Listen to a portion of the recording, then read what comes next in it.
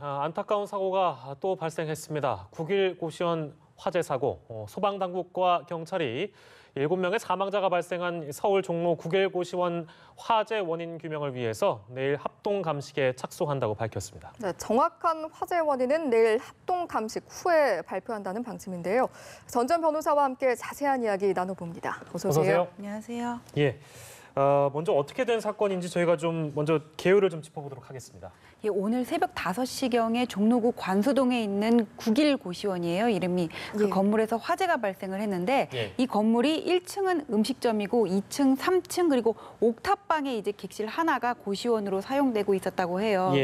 2층에는 24분 그리고 3층에는 26분이 머무르고 있었다고 하고 이제 화재가 났으니까 누군가 신고를 했겠죠. 그래서 소방차가 도착한 거는 5시 5분께가 되고요. 소방관과 경찰과 그러니까 100명이 넘는 인력이 투여가 됐고 완진이 된 거는 이제 7시예요. 이제 소방관들이 이제 그 화재 진압 활동을 하면서 18명을 이제 병원으로 이송을 했는데 17명을 이송을 했는데 이 중에 몇 분이 이제 심폐소생술을 받아야 될 정도로 심각한 중상이었고 이제 여기서 사망자가 난 것으로 보고 있고요. 최종적인 사망자는 7명 그리고 부상자는 11명에 이릅니다. 그리고 더 안타까운 건 이 고시원 같은 데는 이용료가 상당히 저렴하거든요.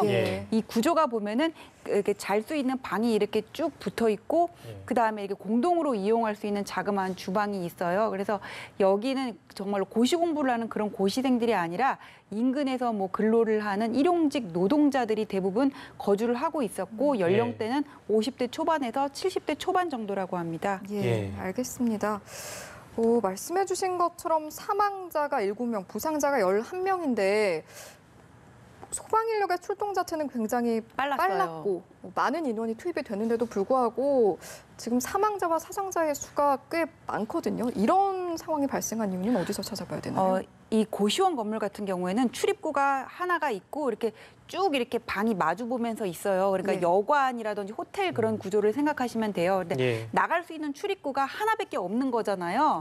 근데 연기를 맞고 사람이 도망가려고 빨리 나왔다고 하더라도 딱 그 출입구 쪽에서 화재가 났던 겁니다. 그러니까 입구를 들어가면 바로 301호, 2호 이렇게 있을 텐데 그 부근에서 불이 났어요. 그러니까 생존자 어느 한 분의 말에 따르면은 매캐한 연기와 비명 소리가 나가지고는 문을 열고 나와봤더니 이미 화염과 그 연기가 천장까지 가득 차 있어서 창틀에 고여 있는 빗물로 이렇게 코를 적셔가면서 건물 외벽에 있는 배관을 타고 간신히 탈출했다 이렇게 얘기를 하고 있어요. 탈출하신 분이요? 네. 근데 비명 소리를 듣고 깼다는 거 보면은 경보등도 제대로 이게 작동을 안 한 걸로 지금 그렇게 보이고 있습니다.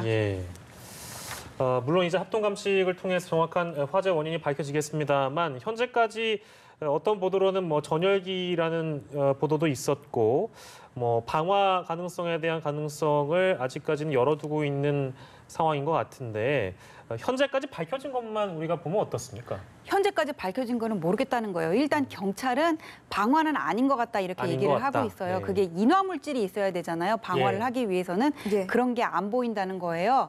근데 어느 이렇게 생존자 말에 따르면은 전열기에서 난 것 같다. 본인이 무슨 화장실을 갔다가 왔는데 전열기 쪽에 불이 나서 이 불을 진압을 하려고 애를 썼는데 안 됐다 또 이런 말을 했다는 보도도 있기는 해요. 아직 확인은 안 된 사항입니다. 진위 여부는. 그래서 그 전열기 때문이 아닌가 또 그런 추측도 있습니다. 그런데 방화가 아니라면은 뭐 어떤 그 배관이라든지 어디 문제가 없던가 아니면 이 전열기 때문이 맞는 거겠죠. 그런데 정확한 거는 지금 경찰과 소방서에서 합동 감식반을 운영을 하고 있고 요즘 CCTV를 분석을 하고 있으니까 정확한 내용은 기다려 봐야 되겠죠. 네, 알겠습니다.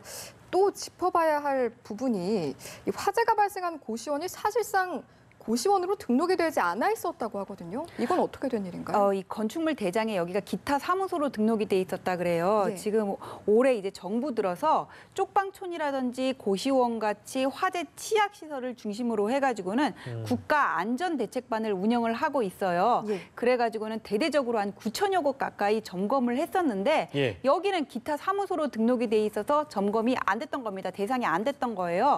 근데 이렇게 등록을 하고 영업을 하는 게 불법은 아닌 게 있는데 예. 찾아보니까 2009년에 지어진 건물에 대해서는 이 건물은 83년에 지어졌거든요. 그냥 구청에다가 소방서에서 받은 필증만 제출을 하면은 예. 영업이 가능했다 그래요. 그러니까 이게 사각지대가 여전히 있었던 거예요. 고시원으로 영업은 하는데 고시원으로 네네. 등록이 안 돼가지고는 점검이 제대로 안 됐던 거죠. 예. 이제 그러면 이 고시원 화재 때문에 갈 곳이 없어진 분들의 거취는 어떻게 되는 걸까요? 일단 거기 손해 부분, 재산상 손해 부분에 대해서는 화재배상 책임보험이 가입돼 있는지를 한번 봐야 될 것 같고 예. 이분들의 거처는 이분들 또 이런 고시원으로 전전할 수밖에 없어요. 왜냐하면은 일용직 노동자들이 대부분이었다 그러는데 그분들이 막 경제적으로 여유가 있는 거는 아니잖아요. 예. 그래서 그냥 같은 비용의 또 거처를 마련하기 위해서는 이런 고시원으로 또 이동할 수밖에 없는데 예. 문제는 뭐냐면 이런 고시원 화재 사고가 이번이 처음이 아니라는 거예요. 예. 10년 전에도 났었고 몇 년 전에도 났었고 이런 다중 이용 시설의 경우에 화재에 취약하다는 거는 계속 입증이 되어 왔던 거거든요. 예. 근데 이 사건 경우에도 스프링쿨러만 설치가 돼 있어도 빨리 불길이 잡힐 수 있었을 거예요. 그렇죠. 그런데 스프링쿨러가 여기는 강제될 수가 없는 그런 상황이었답니다. 그러니까 소방기본법을 보면은 이 법이 2007년에 한번 개정이 되는데 그때 이렇게 어느 면적 이상은 스프링쿨러를 의무적으로 설치해야 된다 그런 규정을 두면서 이거를 그 전에 지어진 건물까지 소급 적용을 안 했던 거예요. 예. 그래서 여기서는 소방 스프링쿨러를 설치를 안 했어도 위법은 아니고 예. 또 기타 사무소로 등록을 하고 영업을 해도 위법은 아니었던 거예요. 이런 구멍들이 지금 계속 발견이 돼 있으니까는 예. 앞으로 이렇게 그런 다중 이용 시설의 경우에 화재 취약성은 계속 있을 텐데 예. 화재가 나면은 출입구는 하나고 꼼짝없이 우리가 위험에 노출될 수밖에 없는 거잖아요. 그렇죠. 그래서 이런 부분들에 대한 각별한 지도가 필요하다고 생각됩니다. 예, 그렇습니다. 말씀대로 우리가 항상 사고가 나면 이것만 있었으면 어떻게든지 될 수 있었을 텐데라는 안타까운 마음을 갖습니다만 법의 사각지대에 놓여 있는 이런 장소들이 많이 있습니다. 당국에서 좀 조사를 전면적으로 해서 이런 일이 좀 다시는 없었으면 좋겠고요. 두 번째 주제 영상으로 넘어가도록 하겠습니다.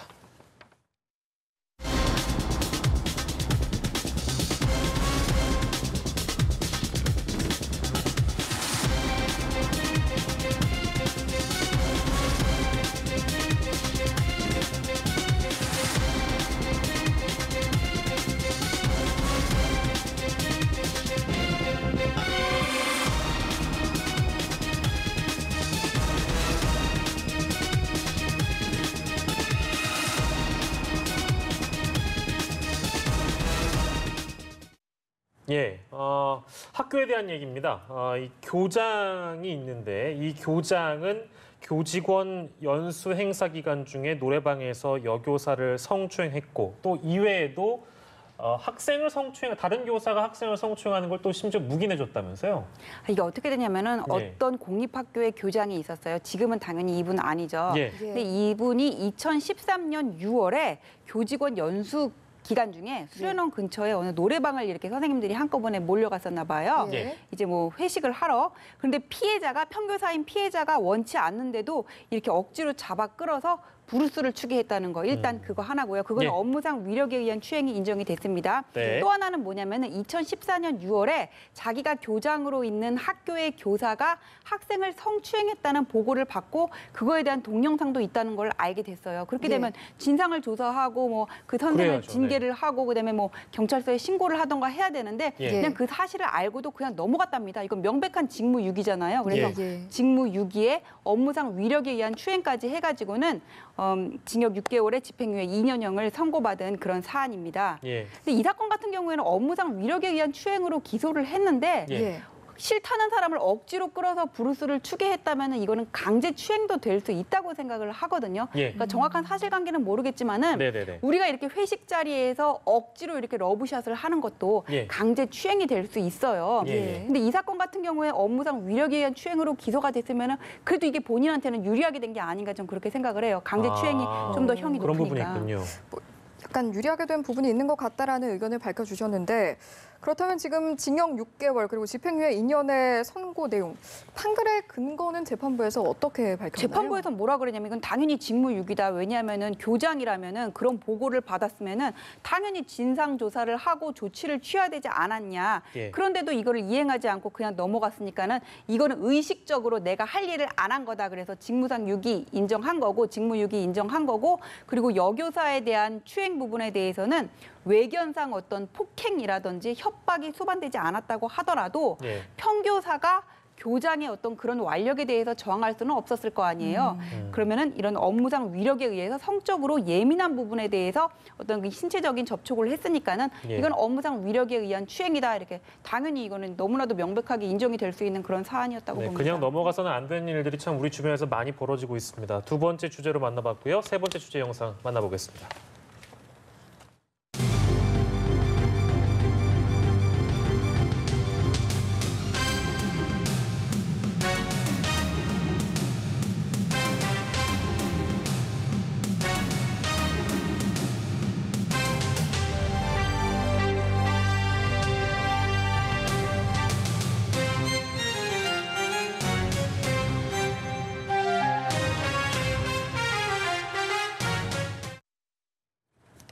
예, 저희가 뉴스에 앞서서 속보로도 첫 소식으로 전해드렸지만 양 회장에 대한 구속영장 발부가 됐습니다. 이 부분 그리고 또 오늘 오전에 예정됐던 영장 실질 심사를 양 회장이 포기한 부분까지 좀 쭉 짚어주시죠. 이번에 구속영장이 청구가 됐을 때 그 혐의는 뭐냐면은 일단 그 동영상의 직원을 폭행한 부분에 대해서 폭행 강요고요. 예. 그리고 닭을 그 죽이는 행위에 대해서 동물보호법 위반이고 예. 그 다음에 그 음란물 영상을 유포한 그 혐의 웹하드 본인이 그 소유하는 웹하드 업체를 이용해서 유포한 것과 관련해 가지고는 정보통신망법 그리고 저작권법 위반 그다음에 성폭력법 위반 이렇게 6가지 혐의가 총 이렇게 적시가 돼 있고 예. 여기에 대해서 구속영장이 발부가 된 거고요.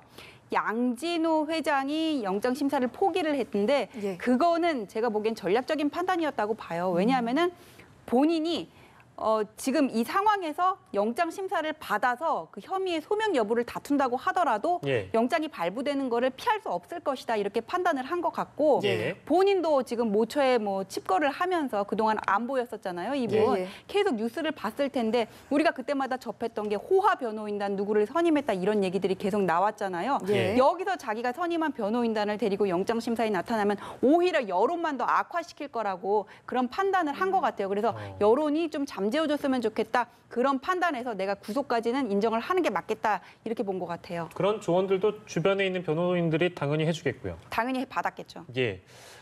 그리고 많은 혐의를 이제 언급을 해주셨습니다만 사실 저희가 어제도 이 내용 짚을 때, 그러니까 성인용 동영상 관련된 뭐 이제 언급되고 있는 것이 리벤지 포르노 등등 이런 것들하고, 그러니까 결국에 웹하드 카르텔이라는 부분하고요.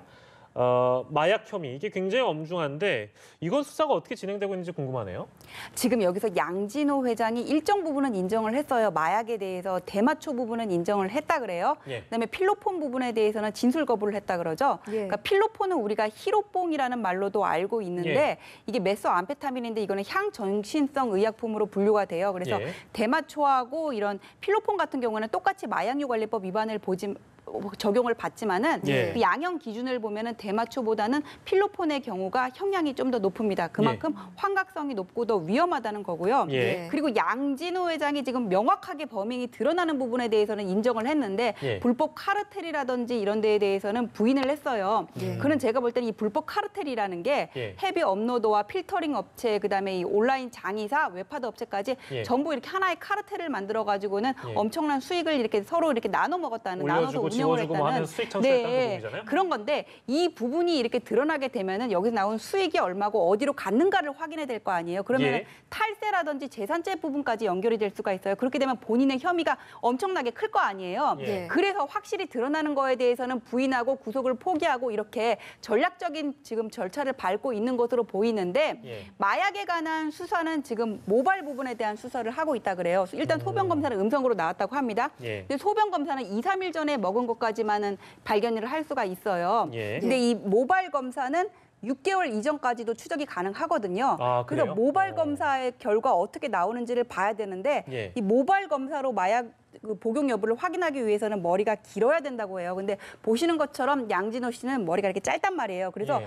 그것도 영향이 있군요. 네, 그래서 긴 부분을 가지고 조사를 한다고 하는데 예. 만약 여기에 대해서 이 조사 결과 마약을 복용하지 않은 것으로 나온다면 이것으로는 처벌하기가 어려울 것이고 필로폰 쪽은 어려울 것이고. 예, 어려울 것이고 본인이 인정한 부분에 대해서는 처벌이 가능하겠죠. 그리고 이 불법 카르텔 같은 경우에는 예. 아무리 현금 거래를 했다고 하더라도 들어온 내역이 있으면 자금 거래로 이렇게 계속 추적을 하다 보면 안 나올 수가 없게 되거든요. 그래서 예. 지금 무슨 그 필터링 업체하고 그다음에 양진호가 운영하던 파일롤이나 위디스크의 경우에 예. 직원이 이렇게 갖고 사무실을 같이 썼다는 그런 기사들이 계속 나오고 있는데 예. 이런 부분들을 추적을 해서 관련자를 확정을 해서 추궁을 하다 보면은 예. 이 부분도 결국은 드러나지 않을까 싶습니다. 그러니까 이번 주에 연속적으로 다른 이제 혐의들을 보도한 뉴스타파의 보도를 저도 주시하고 있는데요. 직원들 도감청 관련된 보도도 사실 이번 주에 있었던 걸로 제가 기억을 하고 있어서 만약에 직원들의 전화를 도감청했다 이런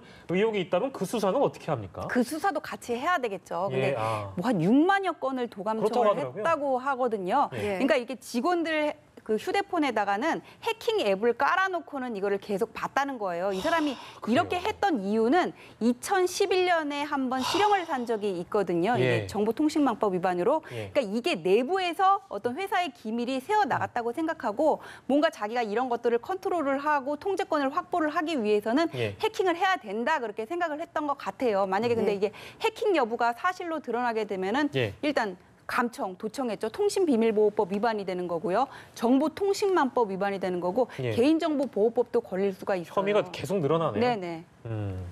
알겠습니다. 오늘은 양진호 한국미래기술 회장과 관련한 이슈를 마지막으로 짚어봤습니다. 지금까지 다양한 이슈들 전지현 변호사와 함께했습니다. 고맙습니다. 고맙습니다.